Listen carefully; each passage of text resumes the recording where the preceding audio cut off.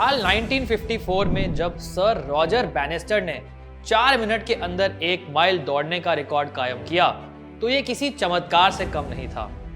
इसी साल स्विट्जरलैंड को फुटबॉल वर्ल्ड कप होस्ट करने का मौका मिला था, जो थोड़ा स्कैंडलस रहा क्योंकि वो फुटबॉलिंग पावर हाउसेस में से एक नहीं थे। इस टूर्नामेंट के कुछ अजीबोगरीब रूल्स थे, जैसे कि चारों ग्रुप्स की दोनों टॉप सीडेड टीमों में कोई मैच ही नहीं था।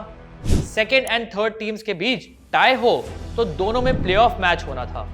यहां तक कि ड्रॉ होने वाले ग्रुप स्टेज मैचेस में भी एक्स्ट्रा टाइम यूज किया गया। और तो और in case of equal points group winners were decided by a draw of lots. सच में मैं मजाक नहीं कर रहा। और मैं रक्षित चोपड़ा हाजिर हूं एक नए स्कैंडल लेकर। हंगरी जो वर्ल्ड कप के फेवरेट्स थे, एक अलग ही अंदाज में खेल रहे थे। द माइटी मैग्यार्स ने केवल 4 गेम्स में 25 गोल करते हुए सबको धो डाला था। यही नहीं, हंगरी ने ग्रुप स्टेजेस में फ्रिट्ज वॉल्टर की अनसीडेड वेस्ट जर्मनी को 8-3 के स्कोर से हरा दिया था। पर उस वक्त शायद किसी को उम्मीद नहीं थी कि इन दोनों टीमों का आमना सामना होगा फिर से in the world cup final. Team of the tournament Hungary और वेस्ट जर्मनी के बीच फाइनल मुकाबला शुरू हुआ। जैसे कि मैच से पहले उम्मीद की जा रही थी, फेरेंक पुशकाश की हंगरी ने जल्द ही 2-0 की बढ़त बना ली। भारी बारिश में भी मैच चलता रहा, जिसे west German Fritz Walter weather कहलाते हैं, क्योंकि ऐसा बोला जाता था कि बारिश में ही जर्मन कैप्टन वॉल्टर अपना बेस्ट गेम खेलते थे, और वही हुआ भी। वेस्ट जर्मनी ने अमेजिंगली 18th मिनट में ही बराबरी कर ली थी। It was difficult to call कि हु वुड विन, पर मैच के 84th मिनट में एक और मोड़ आया। West German striker Helmuth Rahn ने अंडरडॉग्स को सेलिब्रेट करने का मौका दिया जब उन्होंने बारिश में अपनी टीम को बढ़त दिलाई।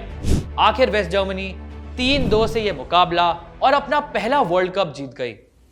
लेकिन इसके बाद काफी हंगामा हुआ। आरोप लगे कि वेस्ट जर्मनी का सेकंड गोल लीगल नहीं होना चाहिए था, क्योंकि उनके खिलाड़ी अर्न्स्ट शेफर ने ठीक उससे पहले ही हंगरी के कीपर ग्रोसिक्स को फाउल किया था। उससे भी बड़ा एक विवाद खड़ा हुआ जब वेस्ट जर्मन प्लेयर्स पे डोपिंग के एलिगेशंस भी लगे। जर्मन हिस्टोरियन गुइडो नॉप ने 2004 के एक डॉक्यूमेंट्री में दावा किया कि हाफ टाइम पे खिलाड़ियों को विटामिन सी के इंजेक्शन दिए गए थे, जिसे एक सोवियत स्पोर्ट्स डॉक्टर से लिए गए थे। इस शक की सुई इस तरफ इसलिए भी गई क्योंकि टूर्नामेंट के बाद वेस्ट जर्मन स्क्वाड के लगभग सभी प्लेयर्स जॉन्डिस की चपेट में आ गए। लाइप्जिग यूनिवर्सिटी ने साल 2010 में अपनी एक स्टडी के बाद कहा कि जर्मनी के खिलाड़ियों को बैंड सब्सटेंस मेथाम्फेटामिन का इंजेक्शन लगाया गया था।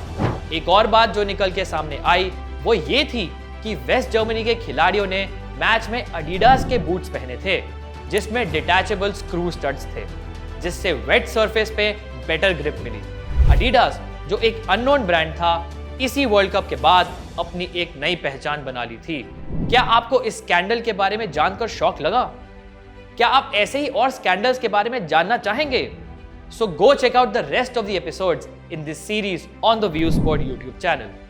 वर्ल्ड कप डायरीज में कुछ ऐसे नए और पुराने फुटबॉल के विवादों से आपका परिचय कराते रहेंगे। Bye for now.